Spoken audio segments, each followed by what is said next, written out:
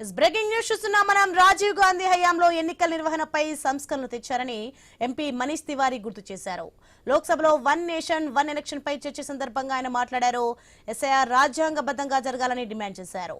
Election జరిగే రాష్ట్రాల్లోనే search చేస్తున్నారు, ఎన్నికల లేని రాష్ట్రాల్లో ఎందుకు చేయడం లేదని ప్రశ్నించారు. ఈవీఎంలపైన అనుమానాలు వ్యక్తమవుతున్నాయని చెప్పారు.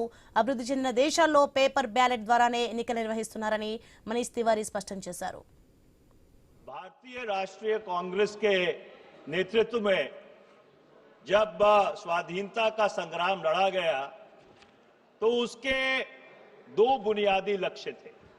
सबसे पहला लक्ष्य कि भारत को आजाद करवाया जाए और दूसरा कि भारत को एक लोकतांत्रिक रूप के देश के रूप में परिवर्तित करके लोगों की जो आशाएं और आकांक्षाएं हैं उनके स्वरूप उन्हें सरकार बनाने का मौका दिया जाए. और जब आजादी की उस लौ को जो संविधान के निर्माता थे उन्होंने राष्ट्र निर्माण में उस ऊर्जा को समर्पित किया, उस ऊर्जा को मोड़ा. जो संविधान की परिवेचना में उन्होंने दो अहम बातें कही. सबसे पहले कि भारत एक माननीय सदस्य प्लीज बैठिए.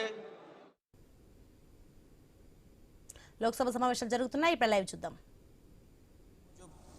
हम लोगों ने अपनी आंखों से देखा और जिस इलेक्शन कमीशन से हमें ये उम्मीद थी कि निष्पक्ष काम होगा, निष्पक्ष कार्रवाई होगी, वो हमें कहीं देखने को नहीं मिली. मैं सबसे पहला उदाहरण ये देना चाहता हूं कि एक रामपुर का बाई इलेक्शन जो लोकसभा का हुआ, जब लोकसभा का चुनाव बाई इलेक्शन रामपुर का हो रहा था तो भारतीय जनता पार्टी की सरकार के मुख्यमंत्री जी और पूरी भारतीय जनता पार्टी ने यह तय किया था कि समाजवादी पार्टी यहां से नहीं जीतेगी, यहां से भारतीय जनता पार्टी जीतेगी.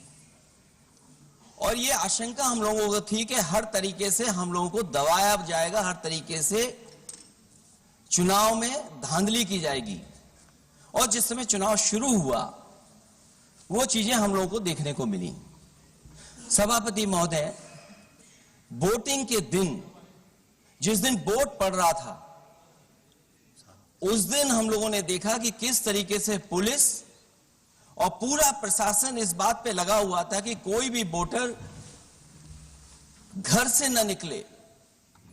रामपुर का बाई इलेक्शन हमने ऐसा देखा जहां पर पूरा पुलिस प्रशासन, भारतीय जनता पार्टी की सरकार ये कोशिश में लगी थी कि मतदाता बाहर न निकले और पहली बार भारतीय जनता पार्टी वहां से चुनाव लोकसभा का जीती.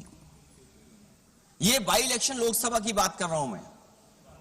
और एक एक घटना की सूचना हम लोगों ने इलेक्शन कमीशन को दी है. एक एक घटना के पुलिस क्या कर रही है, पुलिस कहां बैरिकेडिंग लगाई है, पुलिस कहां रोक रही है, कौन पुलिस का अधिकारी कहां जा रहा है, डीएम क्या कर रहे हैं, कमिश्नर क्या कर रहे हैं. और उसके बावजूद भी इलेक्शन कमीशन ने एक भी किसी के खिलाफ कार्रवाई नहीं की. अध्यक्ष महोदय, जब हम ये बात समझ गए कि इलेक्शन कमीशन बायज है, अध्यक्ष महोदय, ये जो नए नए लोग इधर से उधर खिसक गए हैं, या न बोले तो अच्छा ही है. एक मिनट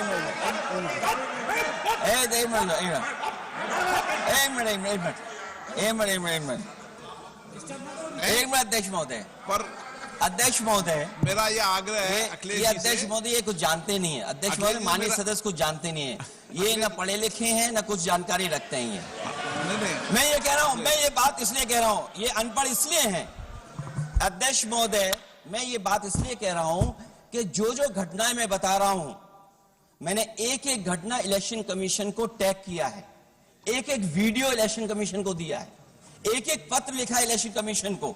अगर एक भी कार्रवाई की हो तो मुझे बता दें अगर ये जानते हो. और दूसरा, मैं अध्यक्ष महोदय, मैं दूसरा बताना चाहता हूं आपको. अध्यक्ष महोदय, चुनाव जीते जाते हैं, हारे जाते हैं. कभी कोई चुनाव जीतता है, कभी कोई चुनाव जीतता है. एक समय था जब हम लोग कांग्रेस पार्टी से लड़ते थे और एक समय आ गया कि जब हम आपसे लड़ रहे हैं. चुनाव कभी ये जीतते हैं, कभी वो जीतते हैं, कभी मैं जीतता हूं। एक समय था अध्यक्ष महोदय में 5 लोकसभा का सांसद था यहां। इस बार हम लोग भारतीय जनता पार्टी को दूसरे नंबर करके सबसे 1 नंबर पे समाजवादी पार्टी आई। और अध्यक्ष महोदय, ये जहां से आपने कम्युनल पॉलिटिक्स शुरू की थी,